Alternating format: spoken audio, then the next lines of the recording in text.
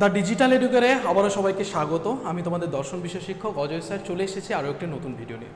এর আগের দিনে আমি শুরু করেছিলাম তোমাদের অমাধ্যম অনুমান অধ্যায়, যেখানে তোমাদের অমাধ্যম অনুমান কী, অমাধ্যম অনুমান কত প্রকার, কেমন হতে পারে, মাধ্যমের সাথে তফাৎটা কি সামান্যভাবে বলেছিলাম। আজকে কিন্তু তোমাদের ডিটেলস ক্লাস দিতে চলেছে মাধ্যম অনুমানটা কী।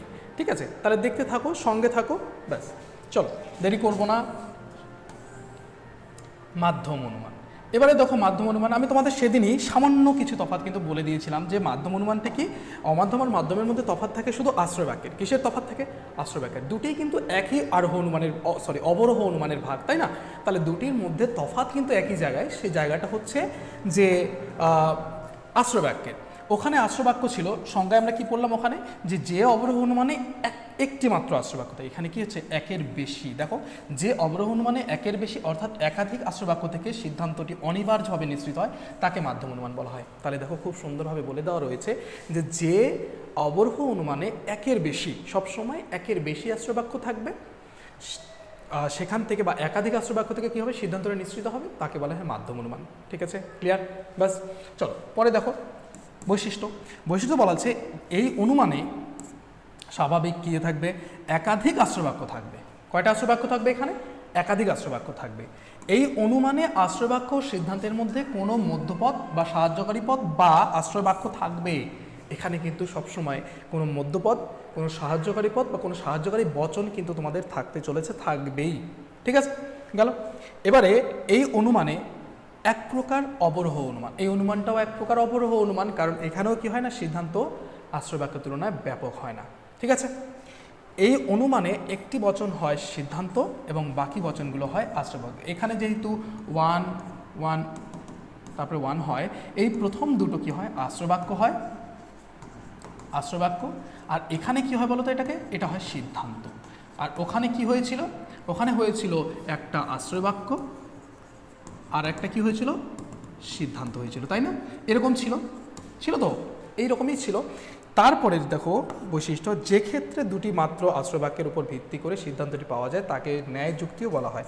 এবার এই কথাটা এখানে যুক্ত করে দিয়েছি যে অনুমান বা যে যুক্তির ক্ষেত্রে কি হয়, দেখবে যে দুটি আশ্রয় বাক্য থেকে কি করা হবে? সিদ্ধান্তটি নিঃসরণ করা হবে, সেটাকে আবার ন্যায় যুক্তিও বলা হয়। কি বলা হয়?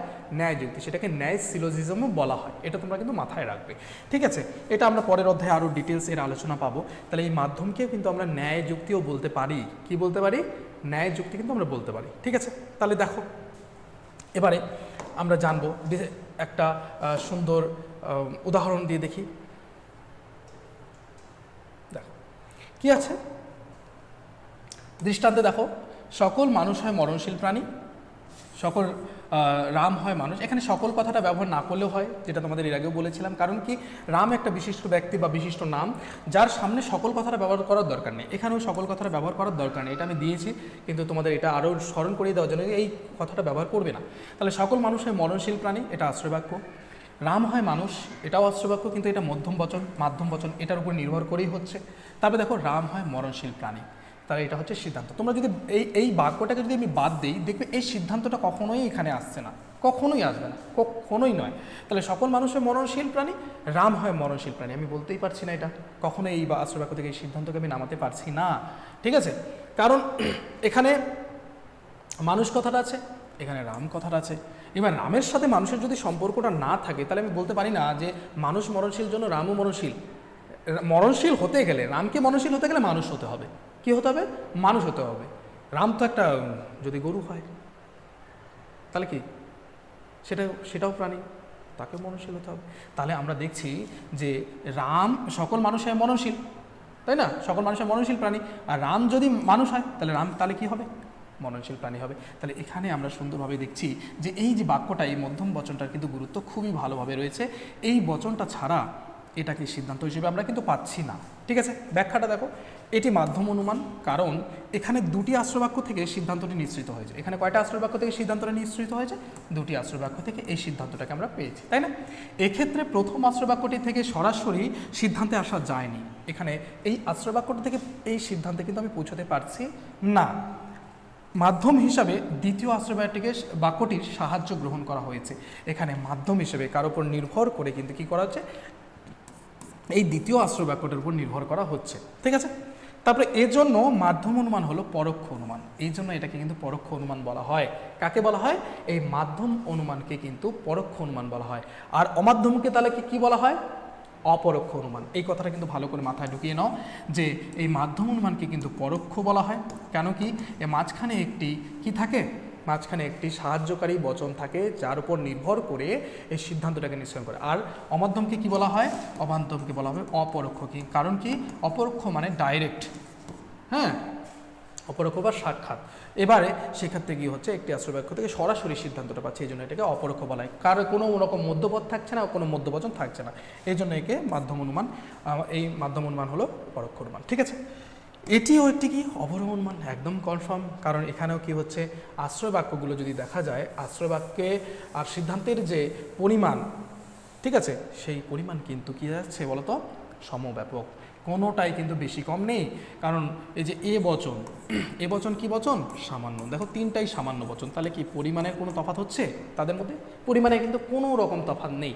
সেই পরিমাণের কোনো রকম তফাৎ না থাকার কারণেই কিন্তু কি হচ্ছে বলতো, এদের মধ্যে কোনো রকম পরিমাণের তফাৎ না হওয়ার কারণে এদের বলা যাচ্ছে না যে কি এটাকে কি বলে অবরোহ অনুমান বলা যাবে না, এমনটা নয়। যদি পরিমাণের পার্থক্য তা হতো তাহলে কিন্তু এটাকে অবৈধ বলতে হতো। কি বলতে হতো? অবৈধ বলতে হতো। কারণ কখনোই অবরোহ অনুমানের ক্ষেত্রে কি হবে না, পরিমাণ, এই যে আশ্রয় হেতুবাক্যের তুলনায় এই সিদ্ধান্তের পরিমাণটা কখনোই ব্যাপক হওয়া যাবে না। সেটা কার ক্ষেত্রে হয়? আরোহ অনুমানের ক্ষেত্রে হয়। বোঝা গেল কথাটা? এখানে নতুন কিছু তোমরা জানতে পারলে, যেমন পরোক্ষ অপরোক্ষ অনুমান কাকে বলা হয়। পরোক্ষ বলা হচ্ছে মাধ্যমকে, অপরোক্ষ বলা হচ্ছে অমাধ্যমকে। তারপরে জানতে পারলে দুটি আশ্রয় বাক্য থেকে যখন সিদ্ধান্ত গ্রহণ করা হয় তখন সেটা কিন্তু কি হয়, কোন যুক্তি? ন্যায় যুক্তিও বলা হয় তাকে। তাহলে মাধ্যমকে কি বলা হবে? ন্যায় যুক্তি বলা হয়। এবার দেখো, দুটি আশ্রয় বাক্য এবং একটি সিদ্ধান্ত, মোট তিনটি বচন নিয়েই মাধ্যম যুক্তি গঠন করা হয়, ঠিক তাই? এবং এই ধরনের অনুমানকে ন্যায় অনুমানও বলা হয়, যেটা আমি এর আগেই কিছুক্ষণ আগে বললাম। অবরোহ যুক্তিবিজ্ঞানে মাধ্যম অনুমান বলতে প্রধানত ন্যায় অনুমানকেই বোঝানো হয়। তার মানে দুটি আশ্রয়বাক্য থেকে যখন সিদ্ধান্তটা নিঃসরণ করা হবে, অর্থাৎ তিনটি বচন যখন থাকবে, তিনটি বচনকে নিয়ে যখন যুক্তি গঠিত হবে, সেই মাধ্যম যুক্তি কিন্তু ন্যায় অনুমান বলা হবে। কি বলা হবে? মাধ্যম যুক্তিকে ন্যায় অনুমান বলা হবে। এর পরের অধ্যায়ে কিন্তু তোমাদের রয়েছে, সেখানে কিন্তু আমরা আরও ভালোভাবে ন্যায় অনুমানকে আমরা দেখতে পাবো।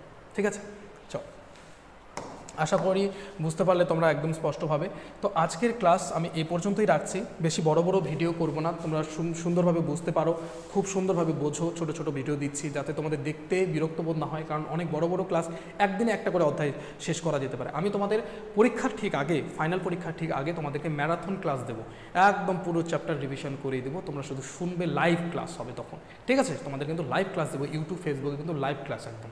ঠিক আছে, তাহলে আজকের তোমাদের ক্লাস এই পর্যন্ত। যারা দূর দূরান্ত থেকে দেখছো অবশ্যই তোমাদেরকে অসংখ্য ধন্যবাদ। বন্ধুবান্ধবদের শেয়ার করতে ভুলবে না, এবং লাইক কমেন্ট শেয়ার করতেই হবে। সাবস্ক্রাইব যারা করোনি তারা অবশ্যই সাবস্ক্রাইব করে দাও, কারণ এইভাবে তোমাদের কনসেপ্ট ক্লিয়ার হতে চলেছে। যারা দূর দূরান্ত থেকে দেখছো তারা শেয়ার করো, এবং যারা কাছাকাছি রয়েছো এডুকেয়ার একাডেমির বা দ্য ডিজিটাল এডুকেয়ারে, তারা অবশ্যই অফলাইনে ভর্তি হয়ে যায়। এত সুন্দর ডিজিটাল প্ল্যাটফর্মে তোমরা পড়াশোনা করতে চলেছো, নিজেকে আরও সঠিকভাবে প্রস্তুত করতে চলেছো।